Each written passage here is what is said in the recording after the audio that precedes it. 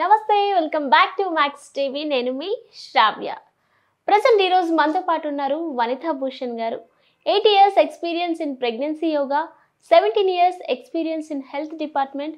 She did 84 normal deliveries with her own hands. మరి మేడంతో మాట్లాడి మరికొన్ని విషయాలు అయితే ఈరోజు వీడియోలో తెలుసుకుందాం. నమస్తే మేడం. నమస్తే అండి. మేడం, ప్రెగ్నెన్సీలో ఉన్నప్పుడు ఎక్కువగా వేవులు వస్తుంటాయి కదా మేడం, అసలు ఈ వేవులు అంటే ఏంటి మేడం? అసలు వేవులు ఎక్కువగా రావడానికి రీజన్స్ ఏంటి మేడం? అంటే చాలామందికి ప్రెగ్నెన్సీలో ఉన్నప్పుడు మాత్రమే వేవులు వస్తాయి అని అంటుంటారు కదా, అసలు రావడానికి గల ముఖ్య కారణాలు ఏంటి మేడం? ముఖ్యంగా అంటే మనం కన్సీవ్ అయిన వెంటనే ఫస్ట్ రియాక్షన్ వచ్చేసి వేవిల్ అనమాట. బాడీ రియాక్షన్ వచ్చేసి ఆ వేవిల్లో ఏముంటుంది అంటే ఉదయాన్నే లేవగానే తల తిరగడం, వాంతి వచ్చినట్టు అనిపించడం, నీరసంగా అనిపించడం, ఇవన్నీ కూడా వేవిల్ యొక్క లక్షణాలు అనమాట. సిమ్టమ్స్, వేవిల్ సిమ్టమ్స్ ఇవన్నీ కూడా. ఎందుకు వస్తుంది ఇలా మార్నింగ్ సిక్నెస్, నీరసం ఇవన్నీ ఎందుకు వస్తుంది అంటే మనకి అప్పటి వరకు బాడీ మెకానిజం, బాడీ హార్మోన్స్ అన్నీ రెగ్యులర్గా ఉంటాయి. అంటే ఒక బేబీ అంటే ఒక సోల్ మనకి లోపలికి వచ్చినప్పుడు, ఒక బేబీ లోపలికి వచ్చినప్పుడు ప్రిపరేషన్ అంతా కూడా బేబీ కోసం జరుగుతూ ఉంటుంది. సో అప్పుడు రెగ్యులర్గా ఉన్న హార్మోన్స్ కాకుండా హార్మోన్స్ అనేది మారిపోతాయి అన్నమాట.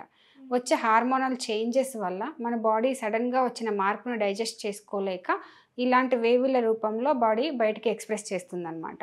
ఇది వేవిల్ యొక్క సైంటిఫిక్ రీజన్. హార్మోనల్ చేంజెస్ వస్తాయి, ప్రిపరేషన్ అంతా బాడీ కోసం జరిగిపోతూ ఉంటుంది. దానివల్ల మనకి డైజెషన్ ఇష్యూస్ వస్తుంది. సో డైజెషన్ ఇష్యూ ఎప్పుడైతే వస్తుందో అప్పుడు వామిటింగ్ సెన్సేషన్ వస్తుంది. సో ఆ హార్మోనల్ చేంజెస్ని బయటికి ఇలా వామిటింగ్ రూపంలో మన బాడీ అనేది బయటికి పంపించేస్తుంది అనమాట. సో నీరసం ఇంకా ఆ టైంలో సరిగా ఎప్పుడైతే వామిటింగ్ సెన్సేషన్ ఉంటుందో అప్పుడు తినరు, ఆటోమేటిక్గా తినడం ఆపేస్తారు. సో దానివల్ల నీరసం వచ్చేస్తుంది. దాంట్లోనే మనకి తల తిరగడం, కళ్ళు తిరగడం కూడా వచ్చేస్తాయి అన్నమాట. ఇది వేవిల్ యొక్క రీజన్, వేవిల్ లక్షణాలు ఇవన్నీ అన్నమాట. అయితే ఇలాంటి స్థితిలో ఏం చేయాలి అంటే ఒక చిన్న రెమెడీ చెప్తాను. జీరా పౌడర్ అంటే వేయించి దాన్ని పౌడర్ చేసుకొని పెట్టుకోవాలి. అది మీరు చిన్న గ్లాస్ జార్లో స్టోర్ చేసి పెట్టుకోండి.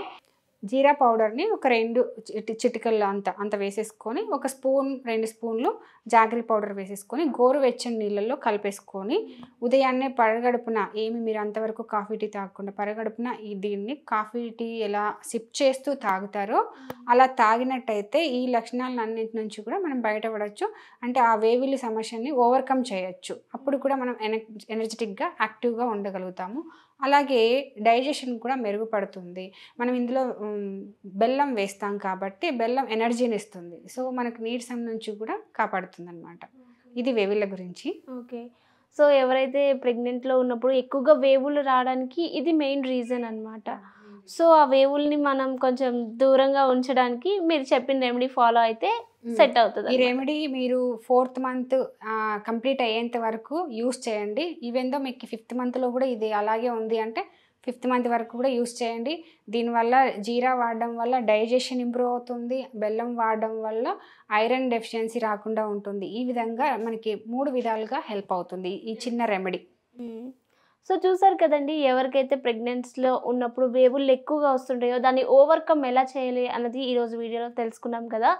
అలాగే మీకు ప్రెగ్నెన్సీలో ఎలాంటి డౌట్స్ ఉన్నా, ఎలాంటి సమస్యలు ఉన్నా కింద స్క్రోల్ అవుతున్న నెంబర్ని కాంటాక్ట్ చేయండి.